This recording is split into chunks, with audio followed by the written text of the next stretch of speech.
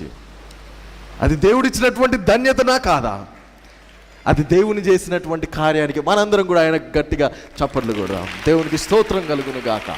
ఆయన చేసినటువంటి కార్యాలను బట్టి ఆయనకే మహిమ కలుగును గాక.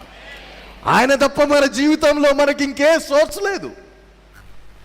He's the one. మనము మన జీవితాల్లో నిలబడితే ఆయన కొరకు మాత్రమే నిలబడాలి. ఆయన కొరకు మాత్రమే నిలబడి ఆయన కొరకు మాత్రమే మనము చనిపోగలిగితే దానికంటే మించినటువంటి ధన్యత మన జీవితంలో ఇంకేది లేదు. చాలామంది అనుకుంటారు పెద్ద పెద్ద బంగ్లాలలో లేకపోతే పెద్ద పెద్ద కార్లలో ఆనందం ఉన్నది, సంతోషం ఉంది అని అనుకుంటారు. లేదయ్యా, వాటిల్లో ఏమీ లేదు. I have seen everything. నా జీవితంలో నేను అన్ని చూశాను. I have seen money.